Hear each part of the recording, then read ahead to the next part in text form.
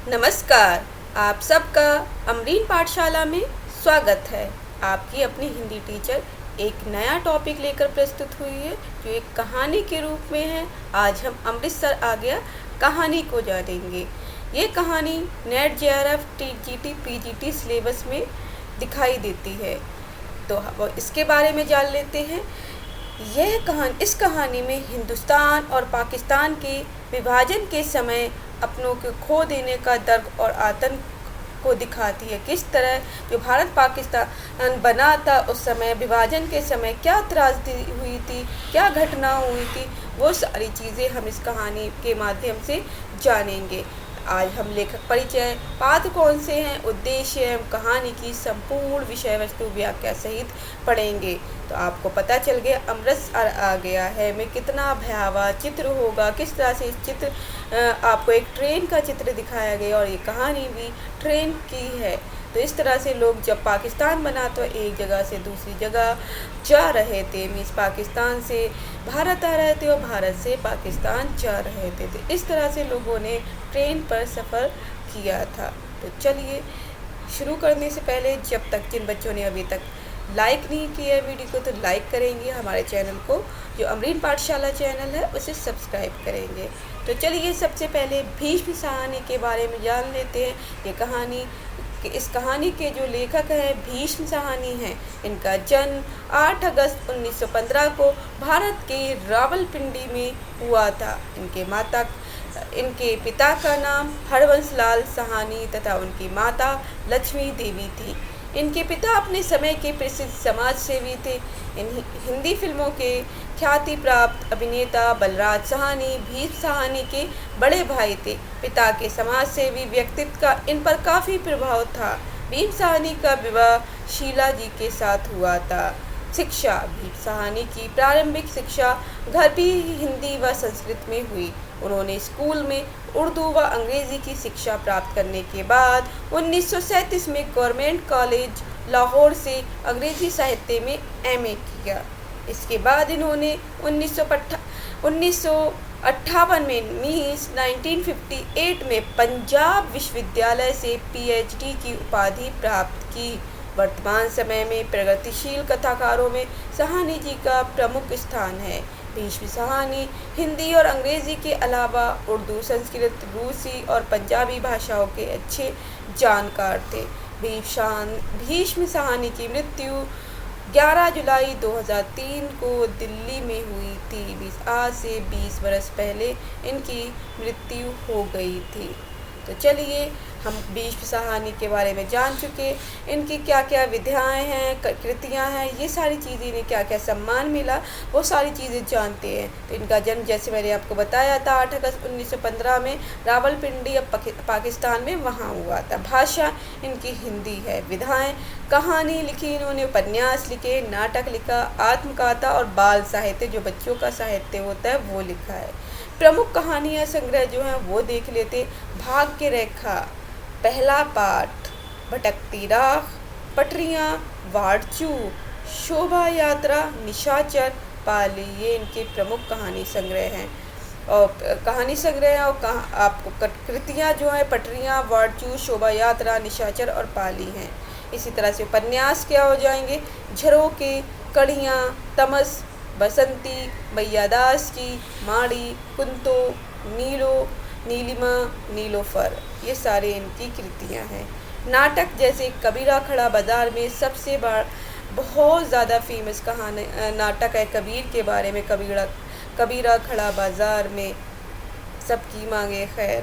तो इस तरह से जो नाटक है, जिन बच्चों ने नहीं पढ़ा तो जाके पढ़ सकते, बहुत अच्छा नाटक आपको देखने को मिले। हानूश, माधवी, मुआवजे, ये आपके नाटक है। उपन्यास जैसे तमस आपका जो उपन्यास है आपका लगा हुआ है नेट जेआरएफ में, तो वो भी आपको पढ़ना होगा जो आगे मैं आपको पढ़ाऊँगी। आत्मकथा आज के अतीत है। बाल साहित्य गुलेल का खेल, वापसी अनुवाद है टॉलस्टॉय के उपन्यास डिस्ट्रैक्शन सहित लगभग 2 दर्जन रूसी पुस्तकों का सीधी रूसी से हिंदी में अनुवाद किया, मतलब 2 दर्जन। तो 1 दर्जन में 12 होती हैं और 2 दर्जन में 24, तो लगभग 24 पुस्तकों का इन्होंने रूसी से हिंदी में अनुवाद कर दिया है। संपादन नई कहानियों के रूप में हुआ है।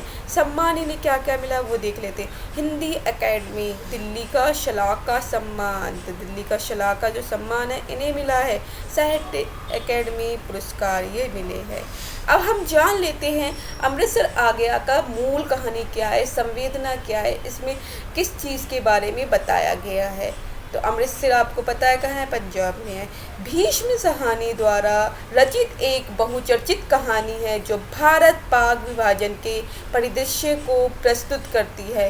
विभाजन की घोषणा के उपरांत भड़की सांप्रदायिकता की भावना को साकार रूप देने का एक सफल प्रयास साहनी जी ने अपनी अमृतसर आ गया है कहानी के में बखूबी किया है। विभाजन के समय जो चिंगारी लोगों के हृदय में सुलग रही थी वह सांप्रदायिकता दंगों के रूप में सामने आई।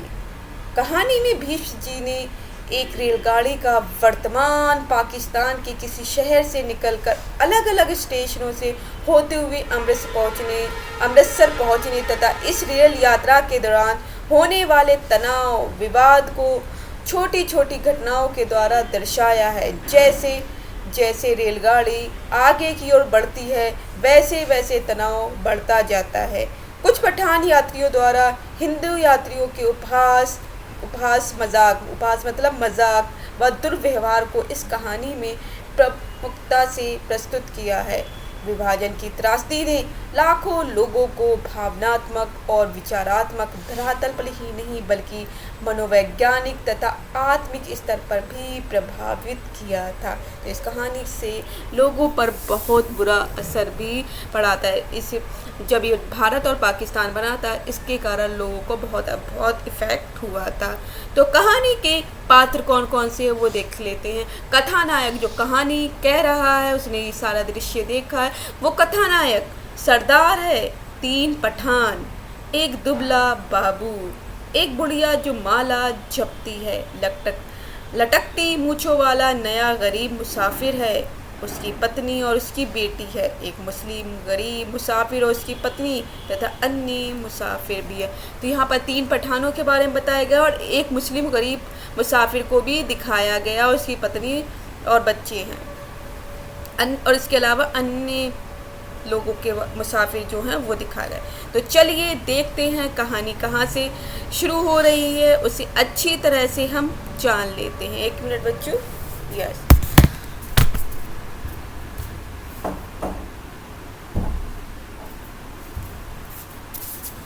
अमृतसर आ गया भीष्म साहनी द्वारा लिखित कहानी है। गाड़ी के डिब्बे में बहुत मुसाफिर नहीं थे। मेरे सामने वाली सीट पर बैठे सरदार जी ने देर से मुझे लाम के किस्से सुनाते रहे। तो जो मेरे सामने वाली यहाँ पर जो कथावाचक है, कहानी कहने वाला बता रहा है कि गाड़ी में बहुत ज़्यादा मुसाफिर नहीं थे। मेरे सामने वाली सीट पर बैठे सरदार जी थे और मुझे किस्से सुना रहे थे, लाम के किस्से सुना रहे थे।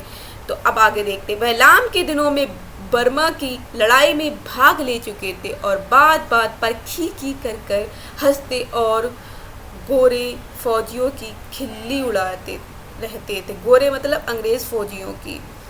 डिब्बे में 3 पठान व्यापारी भी थे। उनमें से एक हरे रंग की पोशाक पहने ऊपर वाली बर्थ पर लेटा था, मतलब सीट पर लेटा हुआ था, ट्रेन में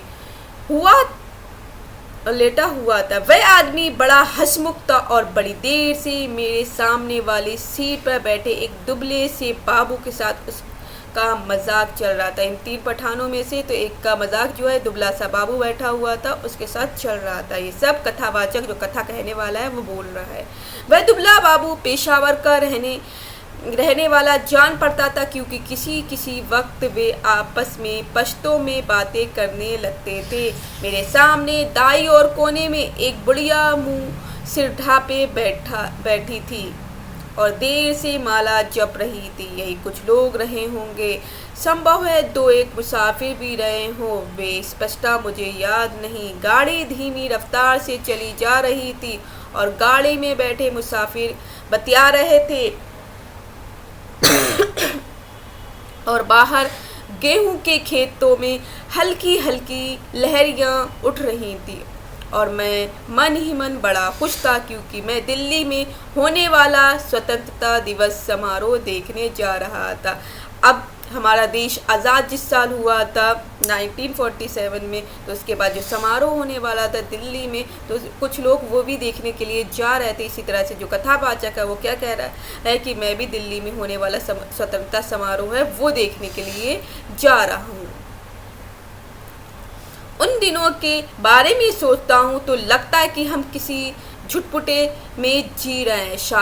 शायद समय बीत जाने पर अतीत का सारा व्यापार ही झुटपुटे में बीता जान पड़ता है। ज्यों ज्यों भविष्य के पट खुलते जाते हैं यह झुटपटा और भी गहरा चला जाता है। उन्हीं दिनों पाकिस्तान के बनाए जाने का ऐलान किया गया था और लोग तरह तरह के अनुमान लगाने लगे थे कि भविष्य में जीवन की रूपरेखा कैसी होगी, पर किसी की भी कल्पना बहुत दूर तक नहीं जा पाती थी। मेरे सामने बैठे सरदार जी बार बार मुझसे पूछ रहे थे कि पाकिस्तान बन जाने पर जिन्ना साहब बम्बई में रहेंगे या पाकिस्तान में जाकर बच जाएंगे, मीन्स मुंबई में रहेंगे या पाकिस्तान चले जाएंगे। और मेरा हर बार यही जवाब होता, बम्बई क्यों छोड़ेंगे, पाकिस्तान में आते जाते रहेंगे। बम्बई छोड़ देने में क्या दुख है। लाहौर और गुरदासपुर के बारे में भी अनुमान लगाए जा रहे थे कि कौन सा शहर किस ओर जाएगा। मिल बैठने के ढंग में, गपशप में, हंसी मजाक में कोई विशेष अंतर नहीं आया था। कुछ लोग अपने घर छोड़कर जा रहे थे जबकि अन्य लोग उनका मजाक उड़ा रहे थे। कोई नहीं जानता था कि कौन सा कदम ठीक होगा और कौन सा गलत। एक और पाकिस्तान बन जाने का जोश था तो दूसरी ओर हिंदुस्तान के आज़ाद हो जाने का जोश। जगह जगह दंगे भी हो रहे थे और यौम आज़ादी की तैयारियां चल रही थी। मीन्स हमारा जो वतन है, हमारा देश है भारत, और ये आज़ाद हो चुका था अंग्रेज़ों की गुलामी से, इसलिए कुछ लोग तैयारियों में भी जुट रहे थे कि अंग्रेज़ अब चले गए हैं। इस पृष्ठभूमि में लगता देश आज़ाद हो जाने पर दंगे अपने आप बंद हो जाएंगे। वातावरण में इस झुटपुट में आज़ादी की सुनहरी धूल सी उड़ रही थी और साथ ही साथ अनिश्चय भी डोल रहा था। और इस अनिश्चय की स्थिति में किसी किसी वक्त भावी रिश्तों की रूपरेखा झलक दे जाती थी। शायद झेलम का स्टेशन पीछे छूट चुका था, मतलब झेलम जो है उसका स्टेशन का नाम बताना छूट चुका था, जब ऊपर वाली बट पर बैठे पठान ने एक पोटली खोल ली और उसमें से उबला हुआ मांस और नान रोटी के टुकड़े निकाल कर अपने साथियों को देने लगा। फिर वह हंसी मजाक के बीच मेरी बगल में बैठे बाबू की ओर भी नान का टुकड़ा और मांस की बोटी बढ़ाकर खाने का आग्रह करने लगा था। काले बाबू, मतलब वो अपनी भाषा में बोल रहे हैं, काले बाबू ताकत आएगी, अम जैसा हो जाएगा, बीबी भी तेरे साथ कुछ रहेगी। काले दालकोर, तू दाल खाता है इसलिए दुबला है, मतलब काले दालकोर मीन्स काले, तू दाल खाता है इसलिए तू दुबला है, मांस खाएगा तो मोटा हो जाएगा। ये पठान जो है उस दुबले इंसान से बोल रहा है। डिब्बे में लोग हंसने लगे थे। बाबू ने पश्तो में कुछ जवाब दिया और फिर मुस्कुराता सिर हिलाता रहा।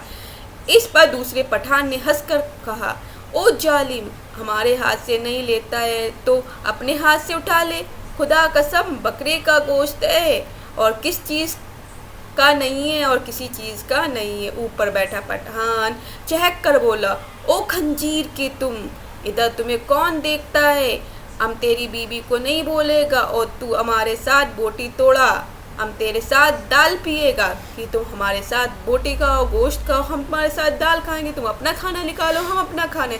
इनके कहने का मतलब ये था कि तुम अपना खाना निकाल कर हमें दो, हम अपना निकाल कर तुम्हें देते, दोनों एक दूसरे का मिलकर खा लेंगे, हम दाल तुम्हारी पी लेंगे तो हमारा गोश्त जो है वो खा लो। इस पर कह का उठा वह दुबला पतला बाबू, हंसता सिर हिलाता रहा और कभी कभी दो शब्द पश्तो में भी कह देता, ओ कितना बुरा बात है, अम कहता तुम हमारा मुंह देखता है, सपी पठान मंगते। मतलब अब पठान जो है यहाँ पर कह रहे हैं कितना बुरा लग रहा है कि हम तो खा रहे हैं और आप हमारा मुंह देख रहे हैं, ये भी अच्छा नहीं लगता, तो आप हमारे साथ खा लीजिए। तो ये अच्छा नहीं लगता जब हम खाना खा रहे हैं, कोई हमारे सामने बैठा हुआ हो। तो इसी तरह से ये लोग भी बोल रहे हैं और आपस में मजाक कर रहे हैं। वह इसलिए नहीं लेता है कि तुमने हाथ नहीं धोए हैं, स्थूल का है, सरदार जी बोले और बोलते ही खी करने लगे। मतलब एक सरदार बोलते वह इसलिए नहीं ले रहा कि तुमने हाथ नहीं धो रहे। अर्धलेटी मुद्रा में बैठे सरदार जी की आधी तो सीट के नीचे लटक रही थी। तुम अभी सोकर उठे और उठते ही पोटली खोलकर खाने लग गए, इसलिए बाबूजी तुम्हारे हाथ से नहीं लेते और कोई बात नहीं। और सरदार जी ने मेरी ओर देखकर आंख मारी और फिर खी करने लगे। तो सरदार जी यहाँ पर कह रहे तुमने हाथ नहीं धो इसलिए वो नहीं खा रहा, और वो भी सरदार भी यहाँ पर मजाक कर रहे हैं। मांस नहीं खाता है बाबू तो आओ चनाना डब्बे में बैठो, इधर क्या करता है, फिर कहका उठा ला। तो अब यहाँ पर मजाक कर रहे हैं, हंसने लगते हैं। कहका उठा मतलब हंसते हैं, मजाक करते कि तुम मांस नहीं खा रहे तो क्या क्यों बैठे, जनाना मतलब लेडीज डिब्बे में फिर जाकर बैठ जाओ। डब्बे में और भी अनेक मुसाफिर थे, लेकिन पुराने मुसाफिर यही थे जो सफ़र शुरू होने पर गाड़ी में बैठे थे। बाकी मुसाफिर उतरते चढ़ते रहे थे। पुराने मुसाफिर होने के नाते उनमें से एक तरह की बेतकल्फ़ी आ गई थी, मतलब एक दूसरे को जान गए थे, बहुत देर से साथ में बैठे हुए थे इसलिए। ओ इधर आकर बैठो, तुम हमारे साथ बैठो, आओ जालिम किस्सा कहाँ खाने की बातें करेंगे। मतलब तुम यहाँ पर आके वो बैठ जाओ। उस दुबले पतले इंसान से बोल रहे हैं पठान कि हम कुछ और बातें करते हैं। तभी किसी स्टेशन पर गाड़ी रुकी और नए मुसाफिरों का रेला अंदर आ गया। बहुत से मुसाफिर एक साथ अंदर घुसते चले गए। तो गाड़ी अब रुकती है और मुसाफिर आ जाते, पैसेंजर आ जाते। कौन सा स्टेशन है, किसी ने पूछा। वजीराबाद है शायद, मैंने बाहर की ओर देख कर कहा। अब यहाँ पर कथावाचक कर गाड़ी वहाँ थोड़ी देर के लिए खड़ी थी, पर छूटने से पहले एक छोटी सी घटना घटी। एक आदमी साथ वाले डिब्बे में से पानी लेने उतरा और नल पर जाकर पानी लोटे में भर रहा था। तभी वह भागकर अपने डिब्बे की ओर लौट आया। छलछलाते लोटे से पानी गिर रहा था, लेकिन जिस ढंग से वह भागा था उसी ने बहुत कुछ बता दिया था। नल पर खड़े और लोग भी 3-4 आदमी रहे होंगे, इधर उधर अपने डिब्बे की ओर भाग गए थे। इस तरह घबरा कर भागते लोगों में देख चुका था। देखते ही देखते प्लेटफॉर्म खाली होगा, मगर डिब्बे के अंदर अभी भी हंसी मजाक चल रहा था। कहीं कोई गड़बड़ है, मेरे पास बैठे दुबले बाबू ने कहा। मतलब कोई गड़बड़ हुई है इसलिए लोग भाग रहे, क्योंकि माहौल ही ऐसा था कि दंगे फसाद वाला माहौल हो रहा था। हर तरफ सांप्रदायिकता फैली हुई थी। कहीं कुछ था, लेकिन क्या था कोई भी स्पष्ट नहीं जानता था। मैं अनेक दंगे देख चुका था, इसलिए वातावरण में होने वाली छोटी सी तब्दील को भी भाप गया था। भागते वक्त खटाक से बंद होते दरवाजे, घरों की छतों पर खड़े लोग और चुप्पी और सन्नाटा सभी दंगों के चिन्ह थे। तभी पिछले दरवाजे की ओर से जो प्लेटफार्म की ओर न खुल कर दूसरी ओर खुलता था, हल्का सा शोर हुआ। कोई मुसाफिर अंदर घुसना चाह रहा था। कहाँ घुसा आ रहा है, नहीं है जगह, बोल दिया जगह नहीं है। किसी ने कहा बंद करो जी दरवाज़ा, यूं उठाए घुस आते हैं। आवाज़ें आ रही थी। जितनी देर कोई मुसाफिर डिब्बे में बाहर खड़ा अंदर जाने की चेष्टा करता, अंदर बैठे मुसाफिर उसका विरोध करते रहते। पर एक बार जैसे तैसे वे अंदर जा जाए तो विरोध ख़त्म हो जाता और मुसाफिर जल्दी ही डिब्बे की दुनिया का निवासी बन जाता है। और अगले स्टेशन पर वही सबसे पहले बाहर खड़े मुसाफिरों पर चिल्लाने लगता है, नहीं है जगह, अगले डिब्बे में जाओ, घुस आते हैं। मतलब हर किसी की वही कहानी होती है। दरवाजे पर शोर बढ़ता जा रहा था। तभी मैले कुचेले कपड़ों और लटकती मूछों वाला एक आदमी दरवाजे में अंदर घुसता दिखाई दिया। चीखकर, मैले कपड़े, जरूर कहीं हलवाई की दुकान करता होगा। वह लोगों की शिकायतें आवाज़ों की ओर ध्यान दिए बिना दरवाजे की ओर घूमकर बड़ा सा काले रंग का संदूक अंदर की ओर घसीटने लगा। आ जाओ तुम भी चढ़ाओ, वह अपने पीछे किसी से कहे जा रहा था। तभी दरवाजे में एक पतली सूखी सी औरत नजर आई और उससे पीछे 16-17 बरस की सांवली सी एक लड़की अंदर आ गई। लोग अभी भी चिल्लाए जा रहे थे। सरदार जी को कूलों के बल उठकर बैठना पड़ा। बंद करो जी दरवाज़ा, बिना पूछे चढ़े आते हैं, अपने बाप का घर समझ रखा है, मत घुसने दो, जी क्या करते हो, धकेल दो पीछे। और लोग भी चिल्ला रहे थे, मतलब पीछे धकेल दो, क्यों अंदर घुसने दे रहे हो सारे मुसाफिरों को। वह आदमी अपना सामान अंदर घसीटे जा रहा था और उसकी पत्नी और बेटी संडास के दरवाजे के साथ लग कर खड़े थे, मतलब जो टॉयलेट वाला स्थान होता है वहाँ खड़े थे। और कोई डिब्बा नहीं मिला, औरत जात को भी यहाँ उठा लाया है, मतलब और कोई डिब्बा नहीं लिया, जो औरत जात है उसे भी यहाँ लाया है। वह आदमी पसीने से तरता और हाँफता हुआ सामान अंदर घसीटे जा रहा था। संदूक के बाद रस्सियों से बंधी खाट की पत्ती अंदर खींचने लगा। टिकट है जी मेरे पास, मैं बेटिकट नहीं हूँ। मुसाफिर बोल रहा था कि मेरे पास टिकट है, मैं बेटिकट नहीं हूँ।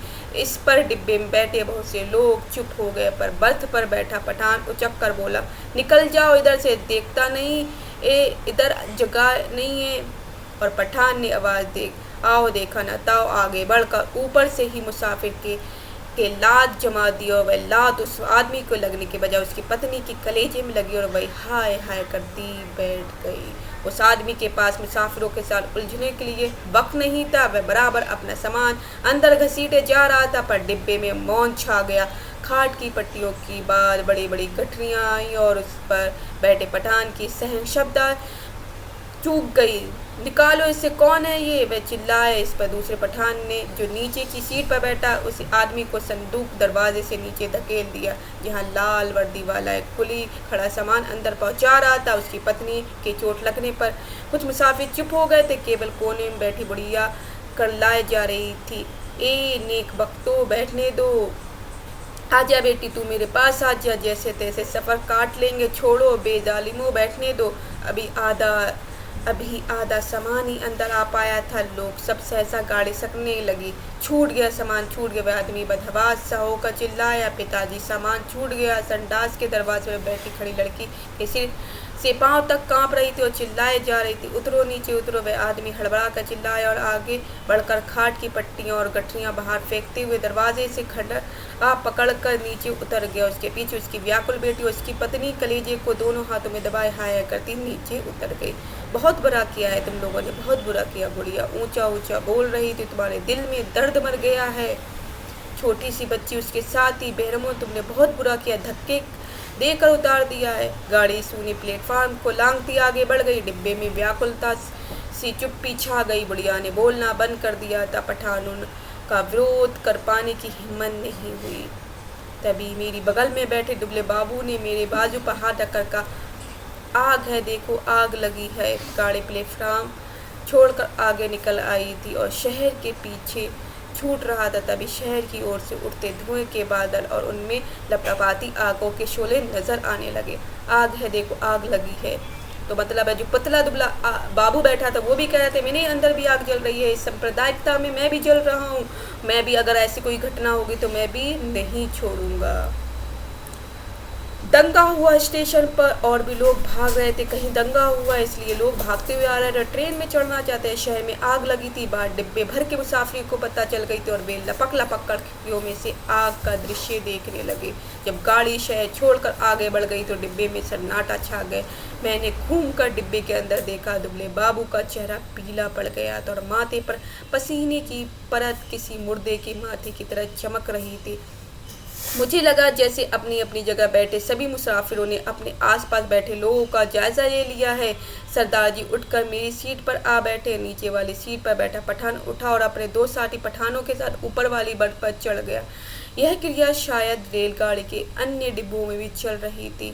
डिब्बे में तनाव आ गया था, सांप्रदायिकता के दंगे बढ़ गए थे, इसलिए ये सारा तनाव देखने को मिल रहा था। लोगों ने बतियाना बंद कर दिया। तीनों के तीनों पठान ऊपर वाली बर्थ पर एक साथ बैठे चुपचाप नीचे की ओर देख रहे थे। सभी मुसाफिरों की आंखें पहले से ज़्यादा खुली खुली, ज़्यादा शंकित सी लग रही थी। यही स्थिति संभवतः गाड़ी के सभी डिब्बों में व्याप्त हो रही थी। तो किस तरह से ये नज़रिया, ये सारी चीज़ें देखने को मिल रही थी। किस तरह से जब हिंदुस्तान पाकिस्तान बन रहा था तो लोगों का क्या हाल हो रहा था, किस चीज़ों से, किस स्थिति से गुजर रहे थे, ये सारी चीज़ें इस कहानी में आपको देखने को मिल रही थी कि सफ़र करते समय क्या क्या परेशानियाँ उन्हें झेलना पड़ी थी। कौन सा स्टेशन था ये डिब्बे में, किसी ने पूछा। वजीराबाद, किसी ने उत्तर दिया। जवाब मिलने पर डिब्बे में एक और प्रतिक्रिया हुई। पठानों के मन का ताव फौरन ढीला पड़ गया, जबकि हिंदू सिख मुसाफिरों की चुप्पी और ज़्यादा गहरी हो गई। एक पठान ने अपनी बास्केट की जेब से नस्वार की डिबिया निकाली और नाक में नस्वार चढ़ाने लगा। अन्य पठान भी अपनी अपनी डिबिया निकाल कर नस्वार चढ़ाने लगे। बुढ़िया बराबर माला जपी जा रही थी। किसी किसी वक्त उसके बुदबुदाते होठ नजर आते, लगता उनमें से कोई खोखली सी आवाज़ निकल रही है। अगले स्टेशन पर जब गाड़ी रुकी तो वहाँ भी सन्नाटा था। कोई परिंदा तक नहीं फड़फड़ा रहा था। हाँ, एक भिश्ती पीठ पर पानी का मशकल लादे प्लेटफॉर्म लांग कर आया और मुसाफिर को पानी पिलाने लगा। लो पियो पानी, पियो पानी। औरतों के डिब्बे में से औरतों और बच्चों ने अनेक हाथ बाहर निकल आए थे। बहुत मार काट हुई है, बहुत लोग मारे हैं। लगता था वह इस मार काट में अकेला पुण्य कमाने चला आया है।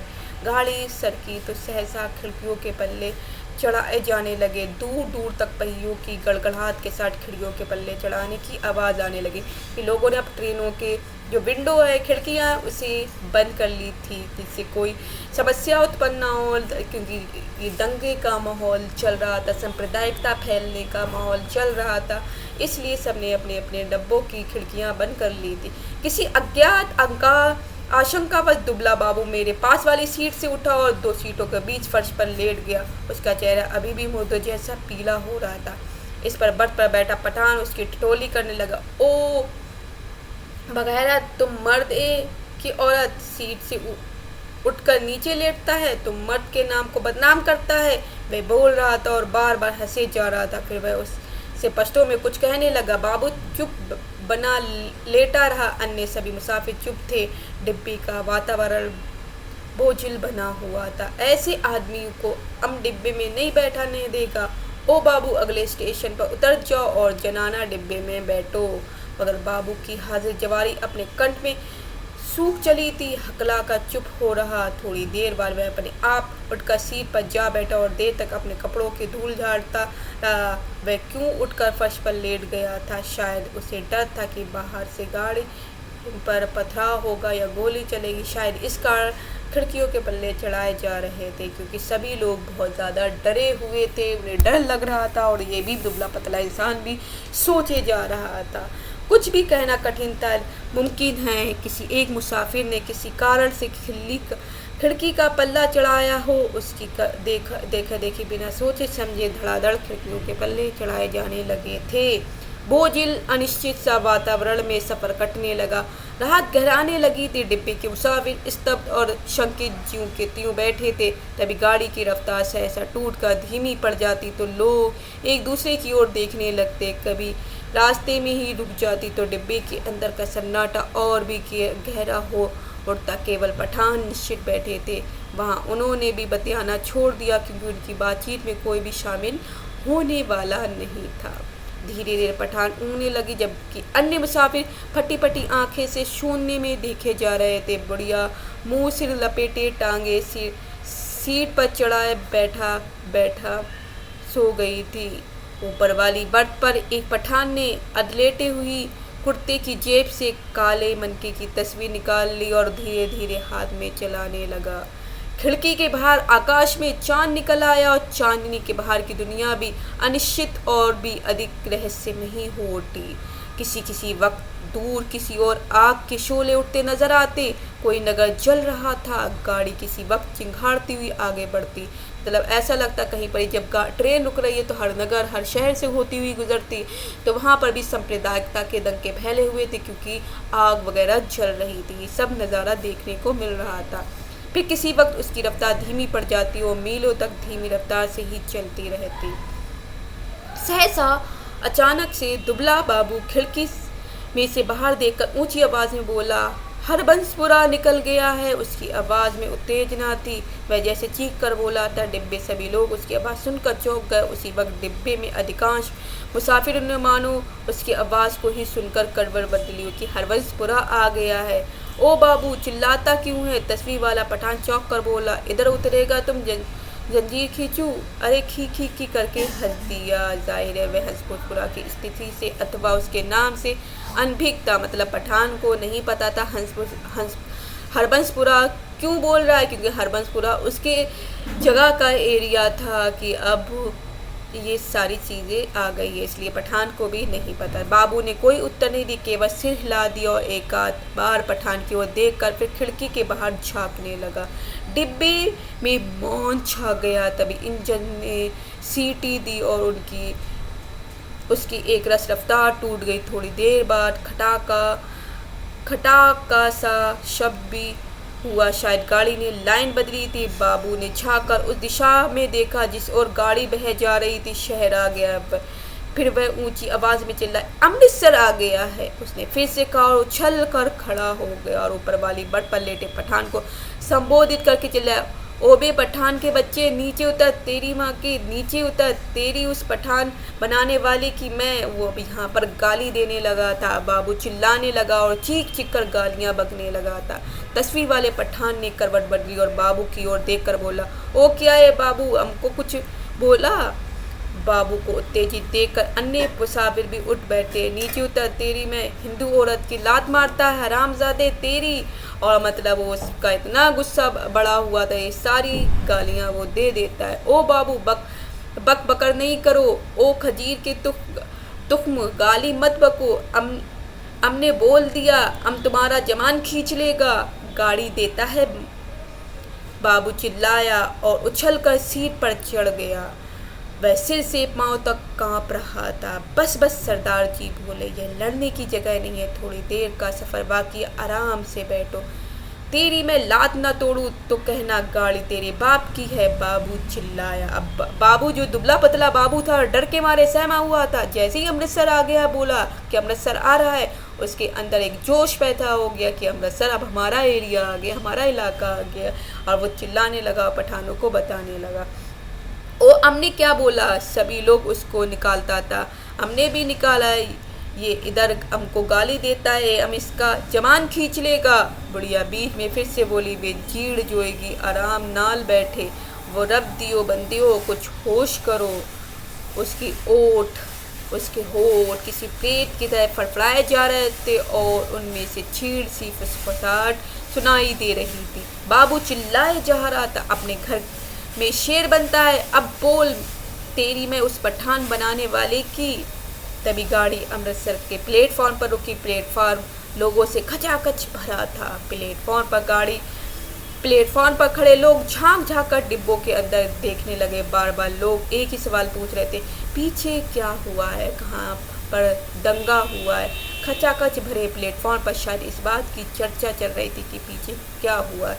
प्लेटफॉर्म पर खड़े 2-3 खोमचे वाले मुसाफिर टूटे पड़ रहे थे। सभी को सहसा भूख और प्यास परेशान करने लगी थी। इसी दौरान 3-4 पठान हमारे डिब्बे से के बाहर प्रकट हो गए और खिड़की में झांक कर अंदर देखने लगे। अपने पठान साथियों को नजर पड़ते हुए उनसे पश्तो में कुछ बोलने लगे। मैंने घूम कर देखा, बाबू डिब्बे में नहीं था। न जाने कब वह डिब्बे से निकल गया था। वो डिब्बा से निकल, मेरा माथा ठिनका, गुस्से से पागल हुआ जा रहा था। न जाने क्या कर बैठे। पर इस बीच डिब्बे में तीनों पठान अपनी अपनी गड्डी उठाकर बाहर निकल गए थे। अपने पठान साथियों के साथ गाड़ी के अगले डिब्बे की ओर बढ़ गए। जो विभाजन पहले प्रत्येक डिब्बे के भीतर होता रहा था, अब सारी गाड़ी के स्तर पर होने लगा था। खोमचे वालों के इर्द गिर्द भीड़ छटने लगी। लोग अपने अपने डिब्बों में लौटने लगे। तभी सहता एक ओर से मुझे वह बाबू आता दिखाई दे। उसका चेहरा अभी भी बहुत पीला था और माथे पर बालों की लट झूल रही थी। नजदीक पहुंचकर मैंने देखा उसने अपने दाएं हाथ में लोहे की एक छड़ उठा रखी थी। जाने वह कहाँ से मिल गई थी। डिब्बे में घुसते समय उसने छड़ को अपनी पीठ पर के पीछे कर लिया और मेरे साथ वाली सीट पर बैठने से पहले उसने हौले से छड़ के सीट के नीचे सरका दिया। सीट पर बैठी उसकी आंखें पठान को देख पाने के लिए ऊपर को टीप पर। डिब्बे में पठानों को न पाकर वह हड़बड़ा कर चारों ओर देखने लगा। निकल गए हरामी मादा, सब के सब निकल गए। फिर वह सिटपटाकर उठ खड़ा हुआ, चिल्लाकर बोला, तुमने उन्हें जाने क्यों दिया? तुम सब नामर्द हो, बुज़दिल हो, उन पठानों को क्यों जाने दिया? पर गाड़ी में भीड़ बहुत थी, बहुत से नए मुसाफिर आ गए थे। किसी ने उसकी ओर विशेष ध्यान नहीं दिया। गाड़ी सड़कने लगी। वह फिर से मेरी वाली सीट पर आ बैठा, पर वह बड़ा उत्तेजित था और बड़बड़ाए जा रहा था। धीरे धीरे हिचकोले खाती गाड़ी आगे बढ़ने लगी। डिब्बे में पुराने मुसाफिरों ने भरपेट पूड़ियाँ खा ली थी और पानी पी लिया था और गाड़ी उस इलाके से में आगे बढ़ने लगी थी। वहाँ उनके जान माल को खतरा नहीं था। नए मुसाफिर बतिया रहे थे। धीरे धीरे गाड़ी फिर समतल गति से चलने लगी। कुछ ही देर बाद लोग ऊँगने भी लगे थे, मगर बाबू अभी भी फटी फटी आंखों से सामने को देख रहे जा रहा था। बार बार मुझसे पूछता कि पठान डिब्बे से निकलकर किस ओर को गए। उसके सिर पर जुनून सवार था। गाड़ी के हिचकोलों में खुद को उगने लगा था। डिब्बे में लेट पाने के लिए जगह नहीं थी। बैठे बैठे ही नींद में मेरा सिर कभी एक ओर लुढ़क जाता तो कभी दूसरी ओर को। किसी वक्त झटके से मेरी नींद टूटती और मुझे सामने की सीट पर अस्त व्यस्त पड़े सरदार जी की खर्राटे सुनाई देते। अमृतसर पहुंचने के बाद सरदार जी फिर से सामने वाली सीट पर टांगे पसार कर लेट गए। डिब्बे में तरह तरह की आड़ी तिरछी मुद्राओं से मुसाफिर पड़े थे। उनकी विभत्स मुद्राओं को देखकर लगता था कि डिब्बा लाशों से भरा है। पास बैठे बाबू पर नजर पड़ती तो कभी कभी खिड़की के बाहर मुंह किए देख रहा होता, कभी दीवार से पीठ लगाए तन कर बैठा नजर आता। किसी वक्त गाड़ी किसी स्टेशन पर रुकती तो पहिए की गड़गड़ाहट बंद होने पर निस्तब्धता सी छा जाती। तभी लगता है जैसे प्लेटफॉर्म पर कुछ गिरा है या जैसे कोई मुसाफिर गाड़ी से उतरा और मैं झटके से उठकर बैठ जाता। इसी तरह जब एक बार मेरी नींद टूटी तो गाड़ी की रफ्तार धीमी पड़ गई थी और डिब्बे में अंधेरा था। मैंने उसी तरह लेटे खिड़की से बाहर देखा। दूर पीछे की ओर किसी स्टेशन के सिग्नल के लाल कुमकुमे चमक रहे थे। स्पष्ट गाड़ी कोई स्टेशन लाग कर आई थी, पर अभी तक उसे रफ्तार नहीं पकड़ी थी। डिब्बे के बाद मुझे धीमे से स्पष्ट स्वर सुनाई दिए। दूर ही एक धूमिल सा काला पुंज नजर आया। नींद की खुमारी में मेरी आंखें कुछ देर तक उस पर लगी रही। फिर मैंने उसे समझ पाने का विचार छोड़ लिया। डिब्बे के अंदर अंधेरा था, बत्तियां बुझी हुई थी, लेकिन बाहर लगता कि पौ फटने वाली है, सवेरा होने वाला है। मेरी पीछे डिब्बे के बाहर किसी चीज को खरोचने की आवाज आई। मेरी पीठ पीछे डिब्बे के बाहर किसी चीज को खरोचने की आवाज आई। मैंने दरवाजे को घूम कर देखा। डिब्बे का दरवाजा बंद था। मुझे फिर से दरवाजा खरोचने की आवाज सुनाई दी। फिर मैंने साफ सुना लाठी से कोई डिब्बे को दरवाजा पटपटा रहा था। मैंने झाँक कर खिड़की के बाहर देखा। सचमुच एक आदमी डिब्बे की 2 सीढ़ियाँ चढ़ आया था। उसके कंधे पर एक गठरी झूल रही थी और हाथ में लाठी थी और उसने बदरंग से कपड़े पहन रखे थे और उसकी दाढ़ी भी थी। फिर मेरी नज़र बाहर नीचे की ओर आ गई। गाड़ी के साथ साथ एक औरत भागती चली आ रही थी, नंगे पांव, और उसने 2 गठियाँ उठा रखी थी। बोझ के कारण उससे दौड़ा नहीं जा रहा था। डिब्बे के पायदान पर खड़ा आदमी बार बार उसकी ओर मुड़कर देख रहा था और हाफता हुआ कह जा रहा था, आजा आजा, तू भी चढ़ आजा। दरवाजे पर फिर से लाठी पटपटाने की आवाज़ आई। खोलो जी दरवाज़ा, खुदा के वास्ते दरवाज़ा खोलो। वह आदमी हाँफ रहा था, खुदा के लिए दरवाज़ा खोल, मेरे साथ में औरत जाता है, गाड़ी निकल जाएगी। सहसा मैंने देखा बाबू हड़बड़ा कर उठा और दरवाजे के पास जाकर दरवाजे पे लगी खिड़की से मुंह बाहर निकाल कर बोला, कौन है इधर, जगह नहीं है। बाहर खड़ा आदमी फिर गिड़गिड़ाने लगा, खुदा के वास्ते दरवाज़ा खोलो, गाड़ी निकल जाएगी। और वह आदमी खिड़की से अपना हाथ अंदर डालकर दरवाज़ा खोल पाने के लिए सिटकनी टटोलने लगा।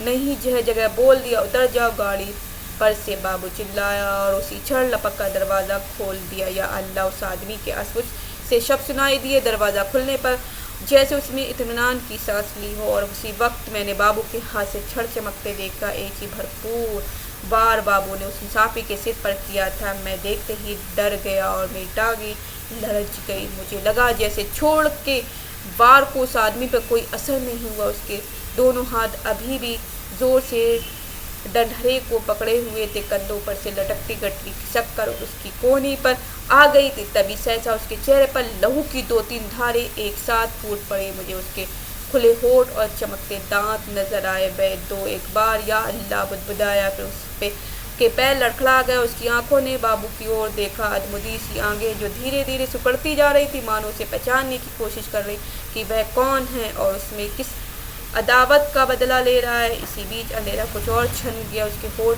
फिर से फड़फड़ाया और उसने सफ़ेद दांत फिर से झलक उठे। मुझे लगा जैसे वह मुस्कुराया, पर वास्तव में केवल 6 के कारण होठों में बल पड़ने लगे थे। नीचे पट्टी के साथ साथ भागती औरत बड़बड़ाए और कोसे जा रही थी। उसे अभी भी मालूम नहीं हो पाया था क्या हुआ। अभी भी शायद ये समझ रही थी कि गठरी के कारण उसका पति गाड़ी पर ठीक तरह से चढ़ नहीं पा रहा है, कि उसका पैर जम नहीं पा रहा है। वह गाड़ी के साथ साथ भागती हुई अपनी दोनों गठरियों के बाजू से अपने पति के पैर पकड़कर सीढ़ी पर टिकाने की कोशिश कर रही थी। तभी सहसा डंडरे से उस आदमी के दोनों हाथ छूट गए। वह कटे पेड़ की भांति नीचे जा गिरा। उसके गिरते ही औरत ने भागना बंद किया, मानो दोनों का सफर एक साथ ही खत्म हो गया हो। बाबू अभी भी मेरे निकट डिब्बे में खुले दरवाजे पर बुत का बुत बना खड़ा था। लोहे की छड़ अभी भी उसके हाथ में थी।